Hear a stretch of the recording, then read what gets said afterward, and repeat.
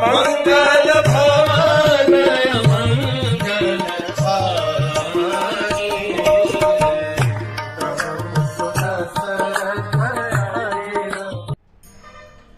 हरे कृष्ण। भरत जा करके अपनी सारी सेना और अयोध्या वासियों को भरद्वाज ऋषि के आश्रम की तरफ बुला के लाए।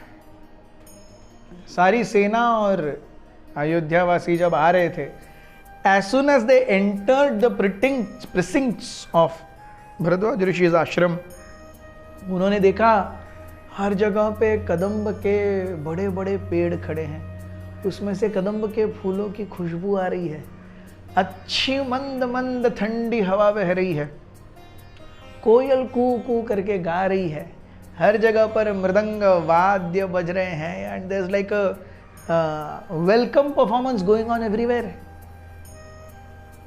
जैसे हर किसी को फूलों के अत्तरदानी से मंद मंद छींटे डाल करके सुवासिक जल के साथ में वेलकम किया जाता है, वैसे पूरे रास्ते पर उनको वेलकम किया जा रहा है।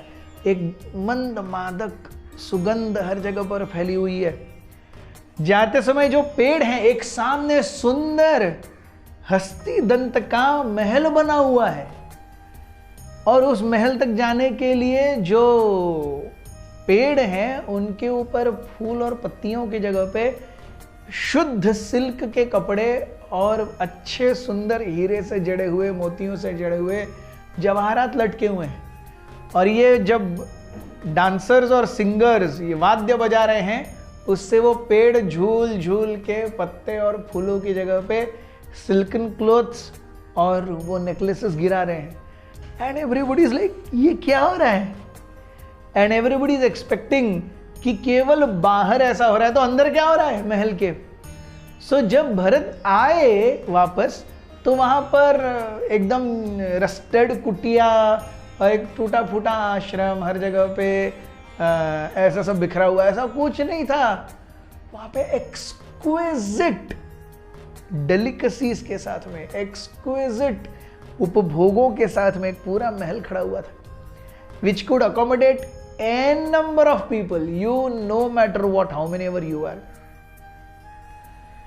जैसे उस महल के अंदर पहुंचे, अयोध्या वासियों ने देखा कि वहां पे स्वर्गलोक के जो सबसे प्रमुख म्यूजिशियन है, उनका नाम है तंबूरा। सो तंबूरा जो है वो एक ऑर्केस्ट्रा दे रहे हैं, and as the orchestra reach to its peak, everyone of the Sainiks and Ayodhya Vasis, they were all swaying to the music, dancing to the music. They were all thumping their thighs, they were thumping their feet. Everywhere there was a chaos. सुंदर सुंदर पोशाकों में सुंदर स्त्रियां आकर के आपको एकदम पंच पकवान खिला रही हैं, मादक द्रव्य पिला रही हैं, और ये सब पी करके खा करके हर कोई झूम रहा है। इतने सारे दिनों तक चलने के बाद अब हर किसी को लग रहा है, वाह सच अ वेलकम चेंज।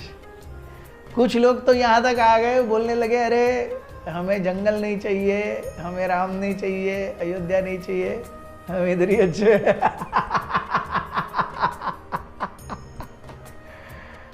इसी बीच में कुछ लोग आकर के भरत महाराज को एक बहुत सुंदर रत्न जड़ित सिंहासन के ऊपर लेके गए, जिसके ऊपर फ्रेश वाइट सिल्क से बुना हुआ पूरा जरी का काम था, सोने से मड़ा हुआ सिंहासन था, और भरत को उसके ऊपर बैठने के लिए कहा गया। भरत महाराज immediately imagined Ram sitting on that throne, and rather than some people who were trying to fan Bharat ने वो चामर अपने हाथ में लिए और उस थ्रोन को फैन करने लगे, इमेजिनिंग राम देयर। भरत मुनि, भरद्वाज ऋषि ने चुपके से एक सिंपल से वुडन, क्या कहते हैं अब, जो ऐसा चीज़ें रखने के लिए क्या छोटा सा ये होता है ना कोने में वुडन का शेल्फ, या आप कुछ भी कह लीजिए, जिसके ऊपर चीज़ें रखते हैं शोकेस के जैसे, उस रूप में भरद्वाज ऋषि यहाँ रुके हुए थे, देख रहे थे कौन क्या कर रहा है। And when he saw Bharat fanning the empty throne, he was so happy He blessed Bharat Maharaj with 1,000 arms, 1,000 palms, 1,000 prayers. दूसरे दिन जब सबकी आंख खुली तो कहाँ है महल, कहाँ है वो गालीचे, कहाँ है वो रास्ता, कहाँ है वो पेड़, कहाँ है वो म्यूजिशियंस, कहाँ है वो सुंदर पंच पकवान? कुछ नहीं था। पुराना आश्रम था, सब गिरे हुए थे। आधे से ज़्यादा अयोध्या की जनता स्वू कर रही थी मदिरा के चक्कर में। The only thing they could remember is, अरे कुछ तो हुआ था। तो क्या कल का स्वप्न था या आज का अभी का स्वप्न है? The only thing that was there which was reminding them कि अरे कुछ तो हुआ था, was there silken garments, their jewellery, their state of consciousness. They were all drunk, and the beautiful flower garlands that were strewn everywhere, जो दिखा रहे थे कि सही में कुछ तो कल रात हुआ था। हमेशा की तरह भरत महाराज एकदम सिंपल सोबर सुबह ब्रह्म मुहूर्त में उठे, जाकर के गंगा जी में स्नान किया। बाद में सब जब उठे और देखने लगे तो सबको अपने आप पर सेल्फ पिटी आई कि अरे ये मैंने क्या कर दिया। I forgot the goal of life, and this is what exactly happens. ये सब जो आज नशे में धुत थे वो सब राम से प्रेम करते हैं, ऐसा नहीं कि नहीं करते। राम को बुलाने के लिए ही वो अयोध्या से निकले, ऐसा नहीं कि नहीं निकले, सब कुछ छोड़ छाड़ करके ही निकले। फिर भी the nature of mind and the nature of enjoyment is whenever we get it we forget everything else. तो इसीलिए एक साधक को हमेशा बहुत नपी तुली एंजॉयमेंट अपने जीवन में एक्सेप्ट करनी चाहिए, क्योंकि जितना हम एंजॉयमेंट अपने जीवन में एक्सपेक्ट करते हैं उतना ही कॉन्कॉमिटेंट मिजरी को भी हम अपने जीवन में इनवाइट करते हैं। The way to avoid misery in life is to say no to enjoyments. If you avoid enjoyments, automatically sufferings also will be avoided. You cannot say I want enjoyment and then I don't want misery. That's not possible. जैसे सरकारी आपको क्या करती है, सरकार आपको, आप जो भी सरकारी नौकर हैं तो सरकार आपको हॉलीडेज देती है, और आप अगर हॉलीडेज यूटिलाइज नहीं कर रहे हो तो आप हॉलीडेज को एनकैश कर सकते हो। लेकिन आप हॉलीडेज भी लोगे और उसके साथ में आपको उसका एनकैशमेंट भी चाहिए। अगर आपको एनकैशमेंट चाहिए तो फिर आपको हॉलीडेज यूटिलाइज नहीं करने हैं। उसी प्रकार आपको जीवन में कम से कम दुख चाहिए तो कम से कम सुख स्वीकार करो। Bharat Maharaj never swayed, he was always sober.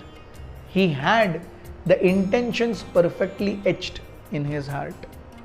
जब ये सब कुछ उसे ऑफर किया गया, we see we also face these situations in life when life is very easy on us, सब कुछ केक वॉक की तरह हो रहा है, आराम से अपने आप भोग ऐश्वर्य मिल रहे हैं, तब हमारी चेतना क्या होनी चाहिए?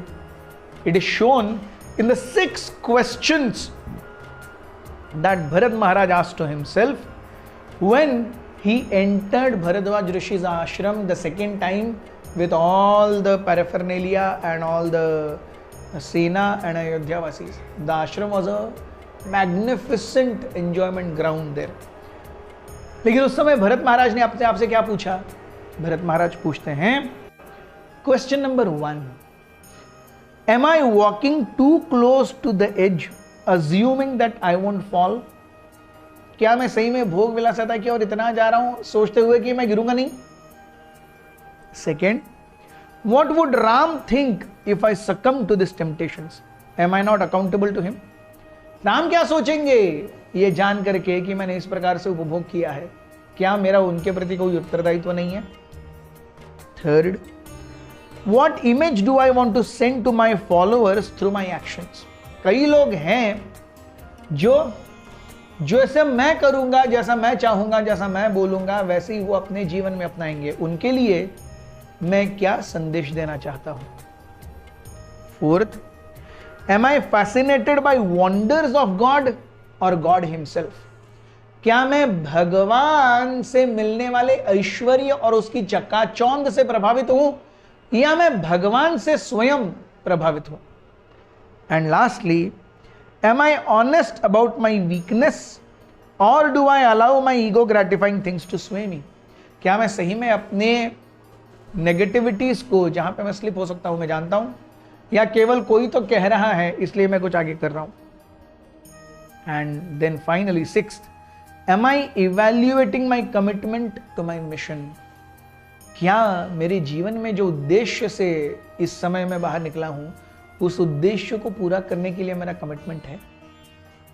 तो ये 6 प्रश्नों के उत्तर हमें हमेशा सिंपल और सोबर रखेंगे। Thank you very much. Hare Krishna.